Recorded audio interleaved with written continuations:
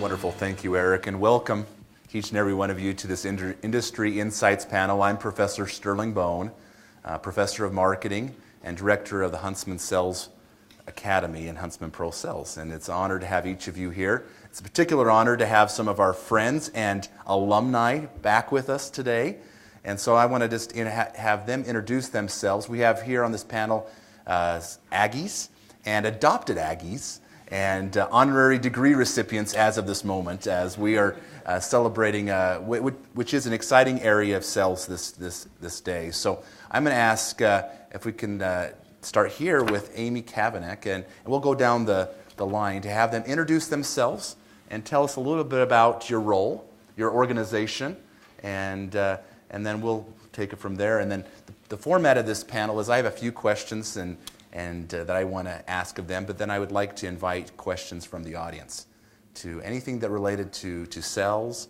anything related to their specific roles, companies, and anything related to professional and career development. So we'll start here. Amy, welcome. Great, thank you. Let's give a warm welcome to all our panelists. All right, let's see if this baby's working. Because here is okay. All right. Hey, I'm Amy Kavanek. I'm with North American Plastics. So Mark Kramer obviously was just able to speak with you, so you kind of have an idea for who we are as a company. I am what Sterling says, an honorary Aggie. Thank you for having me. We would have had Jeremy Bowe, who is in our Philadelphia office, come to speak, but unfortunately he was in Chicago on a managerial training program. We're training him up to be a future leader in the company. So I am honored to fill in for him. So just to give a quick background, I spent my first 4.5 years in sales with one of our 12 brands, Laird Plastics. So it's one of our larger brands. So I'm based out of Baltimore. I now work for our corporate office for recruitment, new hires, orientation, working with really great students like yourself. I was in your seat not too long ago, just about 5 years ago. So today I'll speak as though I'm still in sales. It was not that long ago, just about a month ago. So I'll just go on saying that I'm still in sales in plastics distribution. I know that's perfect, and she can speak in her role as recruitment. Is that something that I know a lot of you are anxiously engaged in, is in your recruitment and preparation for careers? Let's welcome Amy Kavanek. Awesome. All right, so my name is Brandon Woodward. I graduated in 2016 from Utah State, so pretty recently, actually. I work at a company called Pluralsight. Anybody here heard of Pluralsight before? Raise your hands. Okay, awesome. Good, a lot of you guys. For those of you that don't know, Pluralsight is a SaaS company. SaaS stands for Software as a Service.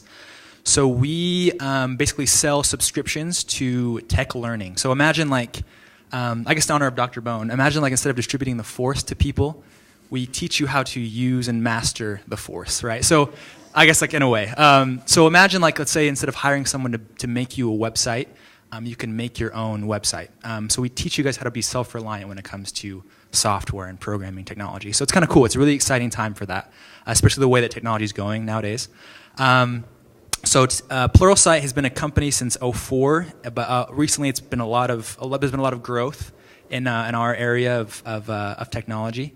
My role there is I do sales operations. So what that is basically is once these awesome sales guys have kind of made a sale, they shake hands, they pass it over to sales ops, and our job is to process the order, to explain the contract with the customer. So I see the customer actually after they've already decided to make the purchase and to make that happen. So I love sales ops. It's a lot of fun. Kind of a different angle as far as sales, but I've absolutely loved it. So thank you. Let's welcome Brandon Woodward. Hello, my name's Bree Arnold. I graduated in 2014, and so happy to be here instead of at my desk job right now. So I work at a company called MarketStar, and MarketStar, we do SaaS, but our SaaS stands for Sales as a Service. So we have large technical companies hire MarketStar to help with their sales. As of a week ago, I was on a project representing Oracle and helping small tech companies be able to buy Oracle Cloud products at a wholesale price and then teach them how much money they can make through doing retail prices. But on Monday, they just switched me over to a new company called Citrix. But for both those companies, I did account management, so just learning and engaging the partner and teaching them how much money they can make with reselling products. Let's welcome Bree Arnold. My name is Andy Millerberg. I was actually a recruitment ambassador here at Utah State myself about 5 years ago. So I graduated in 2013 from Utah State. So go Aggies. So I currently work for AT&T. I started with them right out of school in Atlanta, went through their college hire program. I was then a sales representative in Las Vegas. So I sold cell phones like what you have in your pockets. So no question as to what AT&T does, right? Also internet circuits, security, software as a service, lots of different solutions. And after 3 years of being a sales representative for AT&T and account manager in Las Vegas, I was promoted to be a sales manager. So I'm currently managing 9 sales reps in San Diego. We cover all of the San Diego area and all the way out to Yuma, Arizona. And we cover about $50 million worth of annual recurring revenue for AT&T. So kind of crazy to be in that position as a recent college graduate after 5 years, but it's a lot of fun and very exciting. Let's welcome home Andy Millerberg. It's good to be with you all. My name is Skyler Raymond. I'm an account executive at Adobe Systems. Many of you probably know Adobe. They're predominantly well known for their Creative Cloud, Photoshop, Illustrator, Lightroom. Beyond that, they're a $7 billion company year over year, and that's supported by 3 business units: Creative Cloud, Media, and Marketing. So I strategically align with the Digital Marketing Cloud. I sell their marketing software. I've been doing that for about 5 years. During the course of that, I had the opportunity to attend USU's Executive MBA program at Thanksgiving Point. Prior to that, was up here in Logan with Andy and Brandon. So great opportunity to be back after several years. Looking forward to the questions and responses from today. Awesome. Let's welcome Skyler Raymond. So as you can see here on the panel, we have a diversity of companies, diversity of industry. What I'd like to do is have you kind of talk about a typical day in a sales role. You can talk about your current role, but maybe even give them insight about other roles that are in your organization, what a typical day is in sales. And we'll start here with Skyler. So from the top down, you hear almost every day, you're reminded in a very positive light, you're the CEO of your own business. And for different people, that means different things depending on the scope of influence and how you contribute to the broader business objectives at Adobe. Myself, personally, I'll start small and then I'll focus out. I manage the Enterprise West, so Adobe segments their business, as I'm sure many of these companies do, in an effort to effectively manage client bases. I would say efforts are focused on finding, driving, and closing net new revenue as an account executive specifically. And the efforts to do that effectively are comprised in driving attendance to events, networking with key stakeholders to really understand on a broad level business objectives. And at the end of the day, you're able to effectively close net new revenue when you partner as a consultant at Adobe specifically. And so I would say, day in, day out, you're finding, you're driving, you're closing new business. And as a CEO, as you would imagine running a business, that's different day to day. I very much feel the autonomy, the freedom, the flexibility to do whatever is needed depending on what account or accounts I'm working at the time. So I hope that gives you, at least at a general sense, at a high level, some of the activities that you might be engaged in as an account executive at Adobe. Perfect. Andy, tell us about a typical day. I know that you've recently gone through a transition into management. Maybe talk about kind of a typical day in that world, but also a role in one of the sales reps that work on your team. Yeah, I'd be happy to. I manage a blended team, first off. So half of my team is business and retail sales representatives. So they're acquisition-based reps. They work with about 10 to 15 AT&T retail stores in generating leads as business customers walk in the doors. And then they go out and visit with those business customers on their premise. They deliver proposals, and they have a consultative sales experience with those customers. The other half of my team is an acquisition-based team who is moduled. Basically, they receive a set list of clients within specific zip codes, which bill a specific amount, and they're in charge of growing those accounts. So they network within their module, build relationships, and sell additional services to those clients. So myself, as a manager, I kind of have a blended role, obviously. I have to wear many different hats. I have to network with retail leadership within AT&T. I have to network with business professionals, and I deal with several escalations that come my way as well. But I try to get out of the office as much as possible and be facing the people that I'm working with so that they know who's handling their customer situations. So that's a little bit of a day in the life of 3 different roles with AT&T. Perfect, thank you. Bree, I know you're in this role, and it sounds like it's dynamic and changing because of the nature of MarketStar and the clients you serve, but tell us about a typical day in your role. Yeah, so my personality is very such that I love checklists and just love being able to get things done and out of the way. And so how I structure my days, every morning I'll come in and I'll open up my email and just make sure there's nothing crazy urgent that's happening. But then I focus on all of the tasks that I have set previously. So I use Salesforce, and I'll just go through all of the tasks that I've sent for myself. And that, because those are the most important, right? The whole goal is to be able to drive revenue and drive sales, and I need to make sure that I'm following up on what I've said, make sure that my accounts are getting the best possible service that I can provide for them. After I get done doing all of those tasks, then I will focus on contacting other accounts that I haven't been able to get a hold of. And so it's a fine balance. I feel like everything in life is totally a balance. There's some mornings where I get done with my tasks in an hour, and then I have 7 hours to just be contacting new partners, new potential clients. Or other days, I'll just be working on all of my tasks every day. So it's just, for me, it's making sure that I've prioritized and that things aren't coming up that may seem important, but ultimately aren't driving revenue or aren't producing the actual results that we need.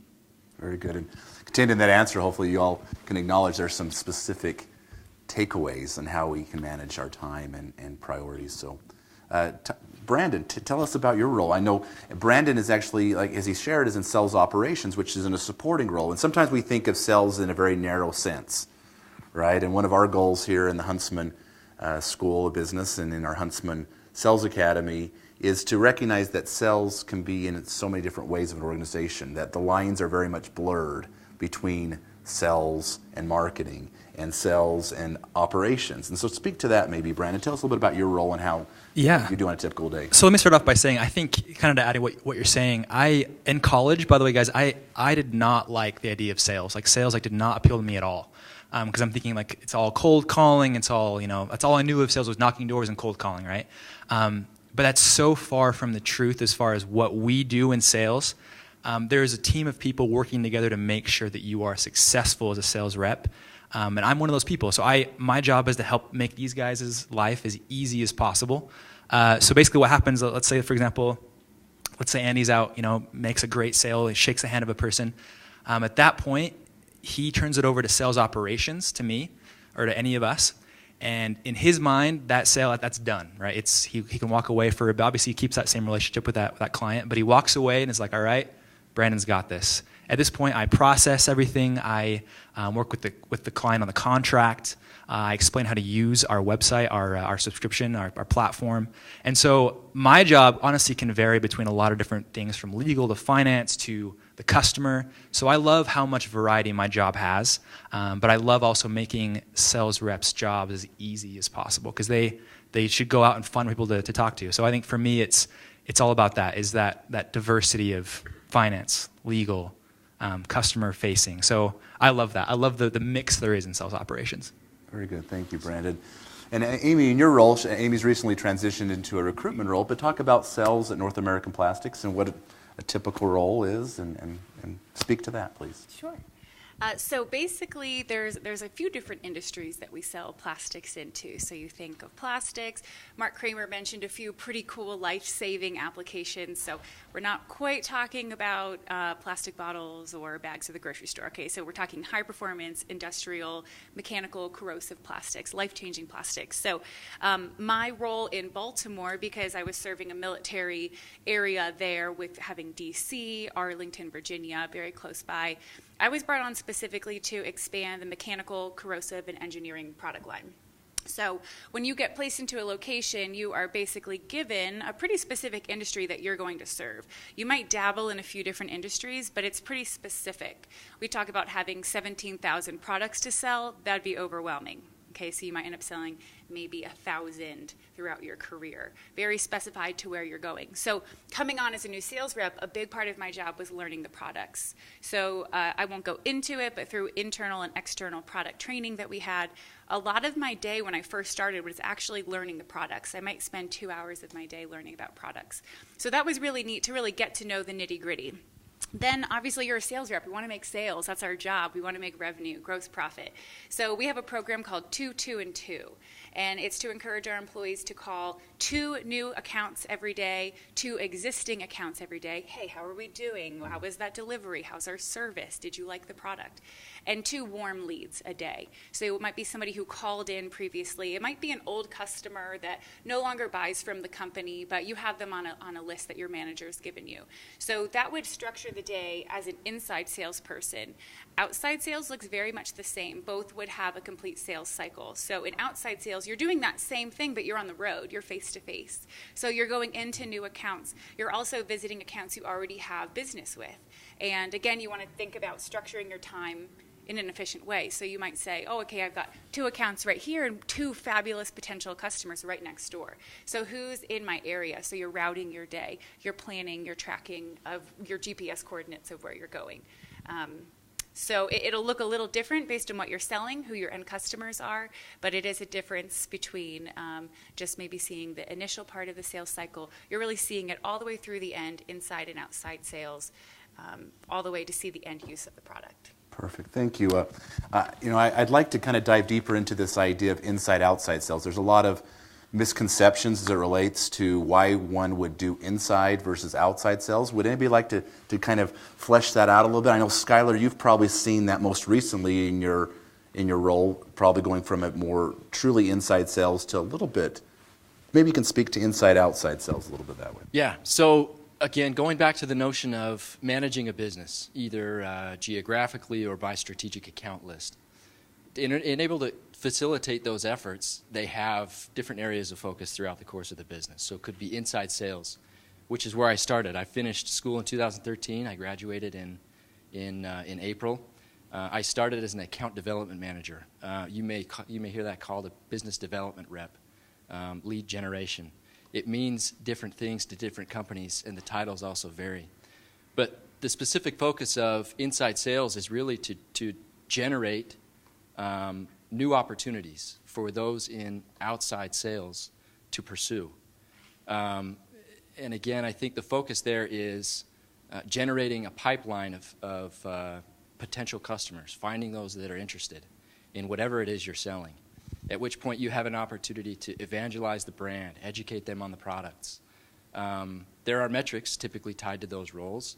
You may be held accountable to a number of new leads, or they may consider the average deal size of a product that you just uncovered interest for, and roll that into a larger quarterly quota.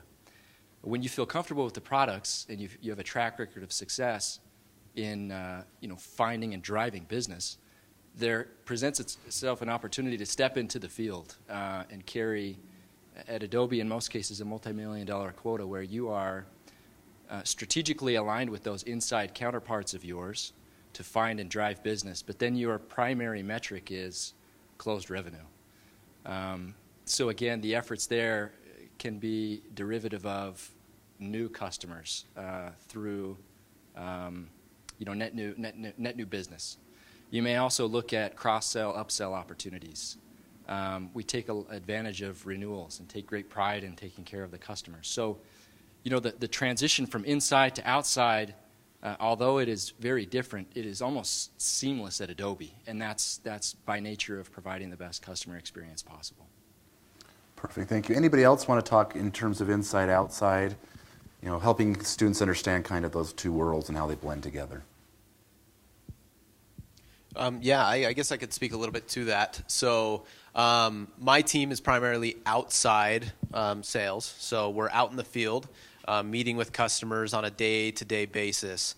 So we typically strive to have 2 to 3 appointments a day facing a customer, getting to know what their priorities are for the new year so that we can have a consultative conversation with them and fit our solutions into their objectives, right?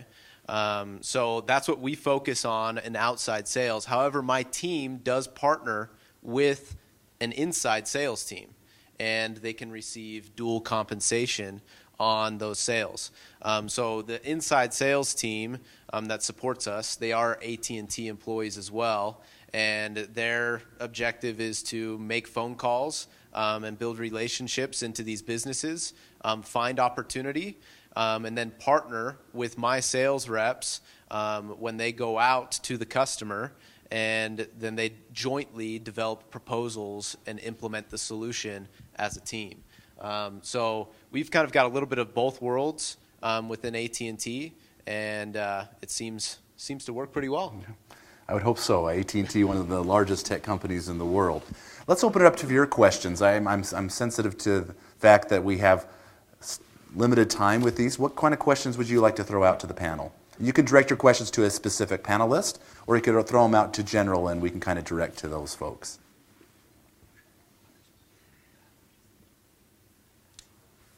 Got a couple of mics here moving here. So my name's Barrett Hackler, and I'm a senior here at the business school. I was just curious, what are the biggest obstacles that you each have in your specific industries? Let's start here, maybe Amy, if you'll take that. Biggest Sure. obstacles in your industry. Sure. I would say probably overcoming the stereotypes of plastic is something that is one of the biggest obstacles that I had to overcome, because you walk into a lot of the accounts we go into are using metal, they're using titanium, they're using all sorts of really great high performance products, but they're not plastic. And so I would come in and say, hey, let's talk about metal conversion. And they'd go, plastic, that's chinksy, it's going to break. It's the understanding in the market. And so really it was my job truly to do more than sales, really as an educator. And really I was doing lunch and learns, and I was doing product demos.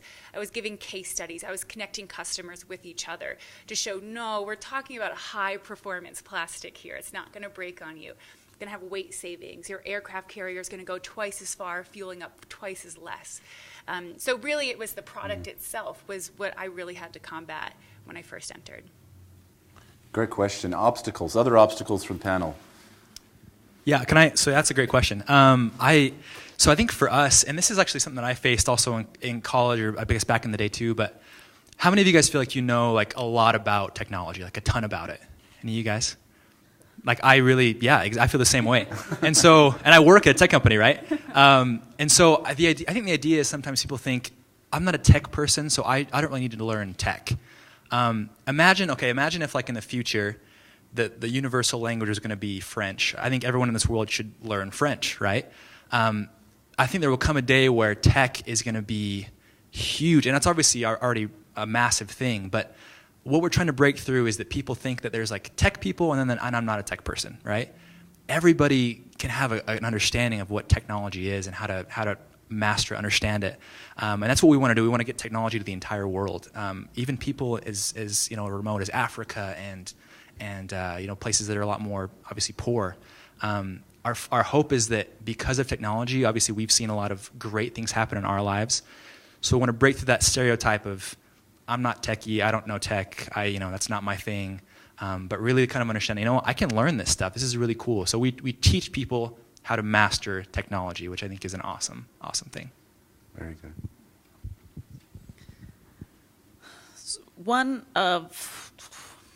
There's lots of obstacles, right? Each day is different. Some days I don't like my job and I feel like I'm just hitting my head on the wall because no one is answering their phone and no one's responding to email.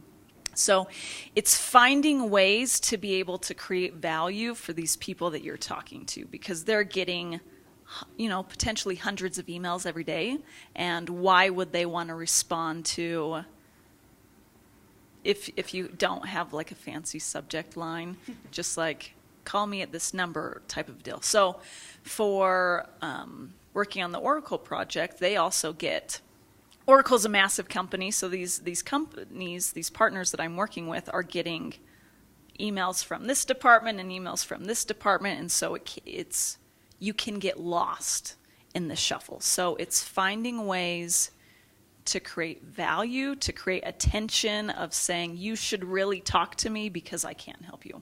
And sometimes it works well, and I would sit with my team and we'd say, okay, this week let's try this subject line and see if it works, and let's try this voicemail and see if it works. Once I actually got a hold of the individuals, then it was a lot easier to build that relationship, but I think it's that initial, why do they even want to spend 15 seconds talking to you? Very good. Thank you. Let's go to our next question. So another hand in the back here.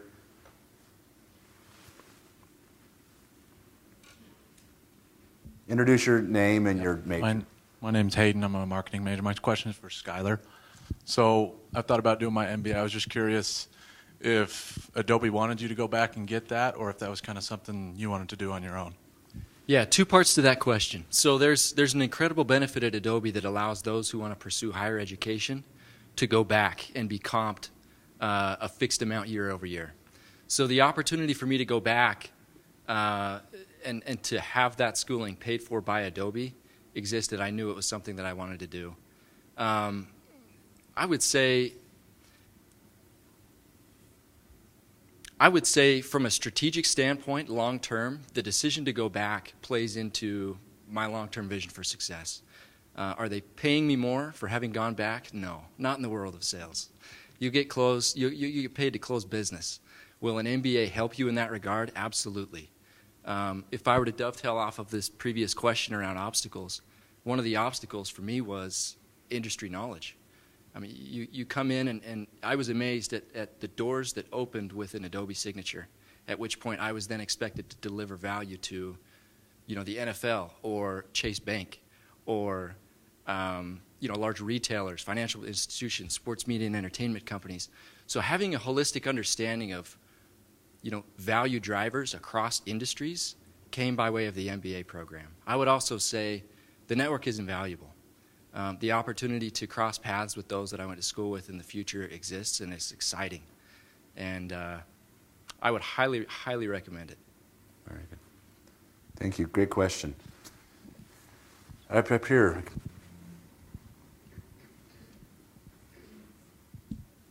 My name's Jonathan. I'm a senior here. I graduate in December in marketing. My question is, with me getting so closer to graduation, what made you choose the companies that you work for? What was the thing that made you go to them? Andy, let's start with you. Yeah, perfect. I was about to jump right on that one. I could sense it there. Yeah.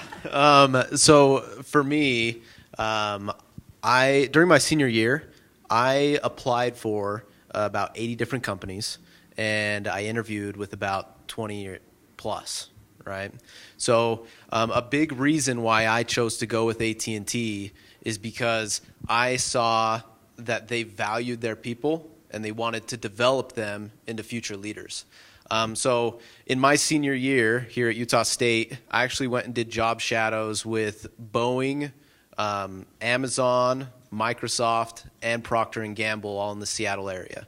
And in that job shadow experience, I found that there were several people that may not have received the education from their own company or the development from their own company that would have made them as successful as possible. So when I was going through these interviews, I specifically asked if AT&T was going to develop me and how so.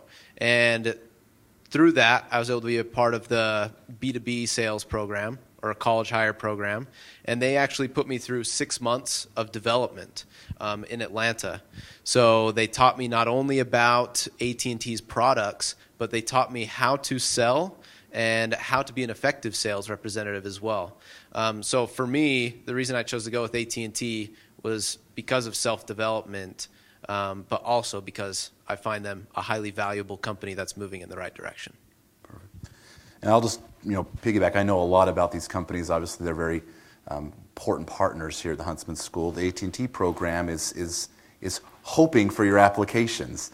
They've moved the program to Dallas, and it's evolved since Andy's time, but all of our Aggies that have gone in this program have finished at the top of their class and are doing great things in the business world. And so anybody else want to take that question? Yeah, I'll take it. Bree. So my senior, I graduated in December as well, and I was terrified that I wouldn't have a job when I graduated. So I just applied probably to, I don't know how many companies, but like 2 or 3 times a week I was driving down to Salt Lake to try for job interviews, and I was in Dr. Bone's office all the time just saying I don't know what to do, and Dr. Bruff was helping me. And just, I utilized the professors to just say, I don't know what I'm supposed to do when I come out of school. And I've been kind of all over the place. I'm still trying to figure out what I wanted to do, because right when I graduated, I went and worked at Goldman Sachs. And I was there for a while, and it was an awesome experience. Loved being able to work with a worldwide bank and worldwide companies. And then after a while, I decided, I don't think this is totally where I should go. So then I jumped ship and went over to the University of Utah and was selling their like executive education courses or like continuing ed courses. And I did that for a while. It was awesome. I saw things that I really liked about the job. And then I got recruited from the U to go to MarketStar. And I still feel like I'm on this journey of I don't really know what I want to do, but it's working right now. And so I think a lot of it is you have to go off your gut or your inspiration, prayer, whatever you want to call it, whatever you want to do, like figure out how you connect with yourself internally, if that makes sense. And oftentimes the route that you choose is not going to be your ultimate end goal. And so I've been all over the place. I'm excited to see where else I'll be. But I think just being open and being really in tune with, does this feel right? Does it feel good? Does it make sense? We've also been blessed with brains, so just make the best choice possible. I thought that it would be stupid if I would have turned down Goldman Sachs, and that's one reason why I went there. And so sometimes you just have to do things with your logical brain and then incorporate whatever else, meditation, prayer, whatever you do to solidify that. Use the force, right? But a lot of it's here. I mean, you're getting some wisdom in terms of how people orient themselves to what's right for them. And certainly I don't think any of the panelists would say, absolutely have to do this. This is the path. But you have to kind of discover that as part of your Huntsman and university experience. Amy, I want you to direct and also take a stab at this question, because I think you've shared some things as you've been here on your first visit to Utah State. Tell us a little bit about kind of how do you recommend making selection of company, and how did you know that North American Plastics was for you? Yeah, I love this question because I love my company. But I do want to say first, we're all on this panel because we love our companies and we're happy where we are. So it doesn't mean that one company is the best company. So it's kind of like dating. kind of like marriage. You have to find somebody, a company that works with you, works with your values, works with your career path, where you want to see yourself. So that could look totally different at 5 different companies and be the right thing. So if any company comes in and says, my company is the only one, we're the best, that's an immediate indicator to me, that's something's wrong there. I had a few companies say that to me, and I thought, you know what, that just doesn't feel right, kind of what you're saying, kind of going off feeling. For me, I was a marketing major. I had no interest in sales. I think somebody else had said that on here too. And I didn't know that I wanted to go into sales, but that's the way into my company. And I knew I wanted to work for my company. I didn't care what the job was. I said, I want to work for North American Plastics. I want to work under Mark Kramer. This is the company where I need to be. There were a few things that were indicators for me. One was just the value proposition that the company has, that the company knows its values, it knows where it's going as a business. Plastics is an emerging market. It's only going to get bigger and better. So a few of those things lined up really well with what I was looking for. I was being interviewed by several people in the company, and they kept asking me, Amy, what are your values? I'm like, okay, this is getting old. So I finally turned it back around. I said, well, what are your values? And immediately they were spat off to me. Everybody knew the values. That was really important to me. And I like to say you take a bit of a risk when you go to any company. You don't really know. Any company can say, these are our values. Check them out on our website. We empower our people. You're given autonomy. You're selling a cool product. Whatever it is, how do you really know? You can talk to some sales reps. You can have a good idea. You can make an educated guess, but there's always a risk. And so for me to be here today, not even 5 years in, and to be the Director of Human Development for all of North American Plastics, 86 locations, 12 brands, coming from a marketing major who thought maybe I'll give a stab at sales. When my company said we invest in our people, we promote from within, we stand by our values, we empower you, we trust you, you're given the responsibilities from day one that a manager is given at a different company, and you're in sales, and you're given that responsibility on day one. I think I'm living proof that they honor their promises, and I saw that throughout the interview process. That's what really stuck with me. I ended up loving the job in sales, loving my customers, loving the life-changing applications, but it was really the values and the character and the heart of the people that I met. That's what attracted me really more than the job itself. Aggie. We'll make her an Aggie, right? Great answer. Other questions? Let's open it up for some other questions here. Up here in the front, we got a couple here. Joshua Claflin, I'm a senior in marketing. So I guess with each of the different companies you're in, there's a different learning curve, learning the products, and the whole process with that. But what was the most valuable things that you took from Utah State that you've been able to apply in your career today? Brandon, want to take a stab at that? That's a really good question, Josh. You can't say your smile. That came before you got here. No, wow, yeah, that's really good. Something I'd say, actually, this is a great one. Utah State, how many of you guys have been in like group projects before in classes? That is so big. And I think at the time I was like, man, I get to do it myself. Or, sometimes like the team that you were with wasn't like the team that you wanted to be with. But it is so good to work and learn to work with other personalities. That is so key. And I think that's what I learned from Utah State is these team projects. You're doing team projects probably for the rest of your life. So get used to these things, get used to working with other people. I remember Dr. Bone in his class, he taught us a lot about personalities, how there's different types of personalities. And as an example, I have a rep that I work with, I'll call him Jeff, right? Jeff, when he calls me, is like the nicest guy. Like he's a really soft voice. He'd be like, Brandon, how was your weekend? I'm like, it was really, really good. Thanks. How was your weekend, Jeff? Like we'll talk for like 20 minutes, like, oh, it was great, I did this. We'll chat for like 20 minutes and then get into like the actual business stuff later. I have another rep, we'll call him Joe. And when Joe calls, he's like, Brandon, I need this done by this time. Can you do it? And initially I was like, wow, Joe's kind of a jerk and Jeff's really nice, right? But that's not the case. Joe's a great guy. That's just not how he works. He's very, red personality, let's get this done. And Jeff is like the nicest, sweetest guy you'll ever meet. So I think it's important to understand that you're going to work with a lot of personalities in your life. And if you can learn to work with all types of personalities like Dr. Bone taught in our class, that is going to be a huge long-term benefit. And I learned that here at Utah State, so that's great. Other takeaways from your investment into Utah State? Yeah, it makes me think about a radio show talk host from 1950s. His name's Earl Nightingale. If you've ever listened to his talks, listen to him. I know a lot of salespeople have probably heard of his speeches, but he talked about just making the most of every experience. And your situations are what they are in your mind. Your perception is your reality. So here at Utah State, basically I made my mind basically an open field, and I planted experiences into it, and I made the most of every minute while I was here at Utah State, whether that was with the ambassador program, whether that was with the Huntsman Marketing Association, whether that was during my time as an employee at the USU card office, whether that was my time with Marin Stromberg and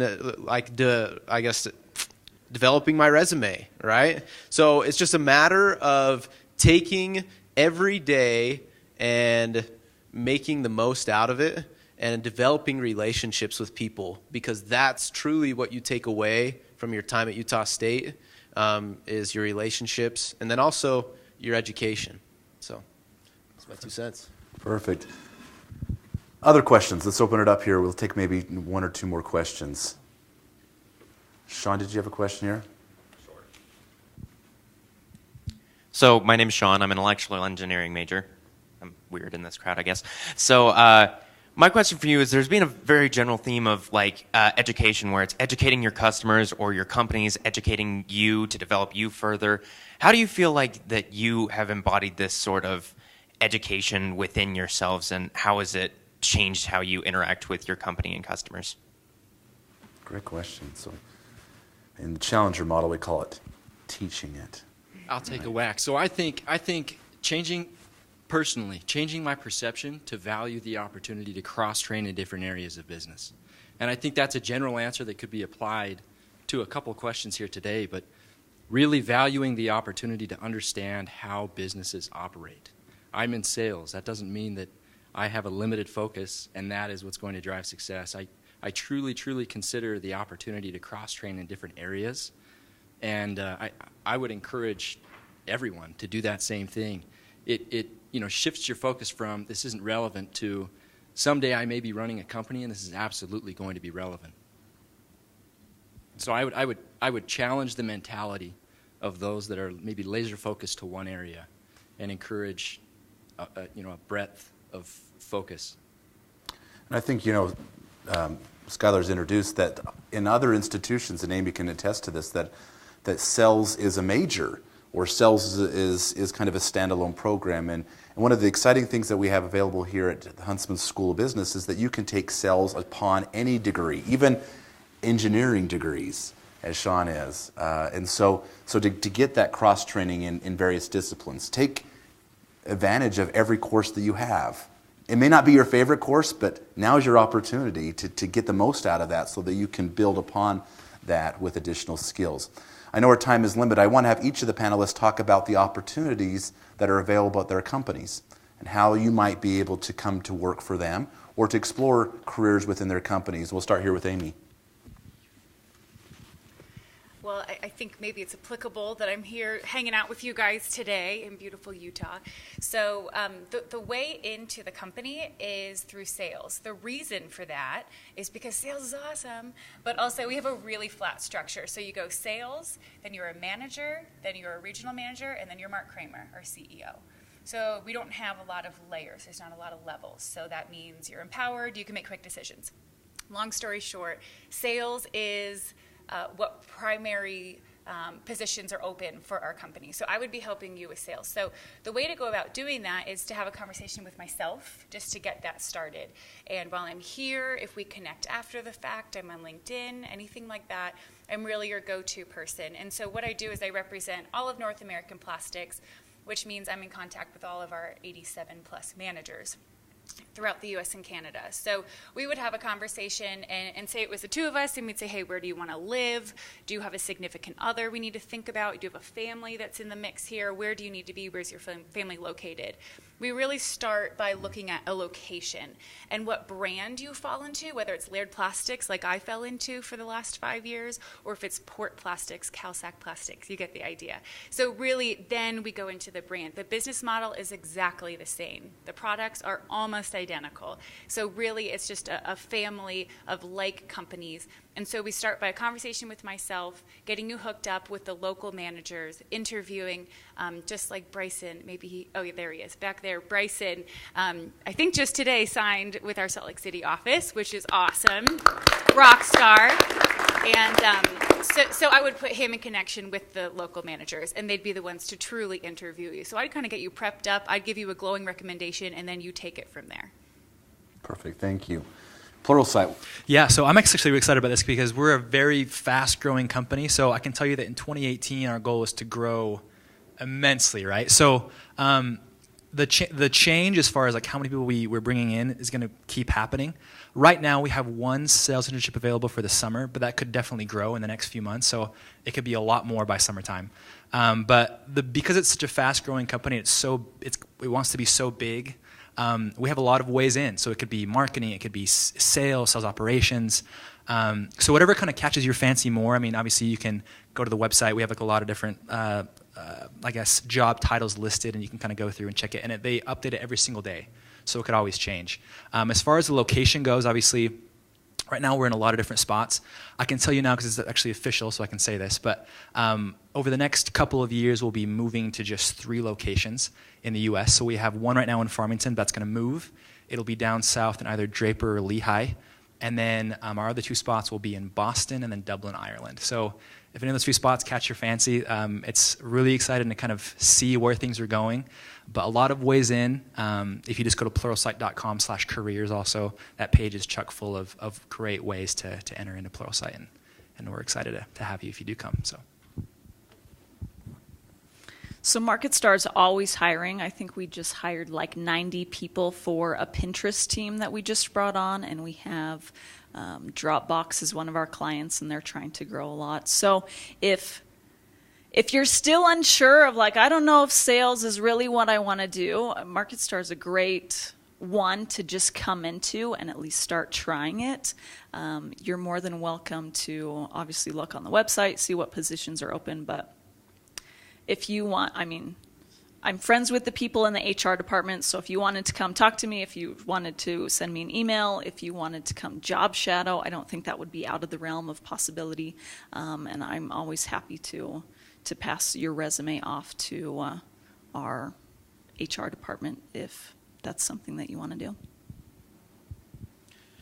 I've already spoken a little bit about the college hire program through AT&T, but I just received an email this week already about how they're looking for sales representatives, or I guess college students, to apply for their college hire program. So they hire anywhere between 10 to 20 students out of college into their development program each month, and that is based out of Dallas. And that program is for 6 months. So if you're interested in pursuing that as an option, definitely reach out to me. I'd be happy to put you in contact and refer you to the recruitment representative here at Utah State, whose name is Brad, and get the process started. Perfect. Thank you. There's an opportunity to get in as a college student through the course of an internship, after which you have, straight out of college, an opportunity to come into a 3-year phased sales program.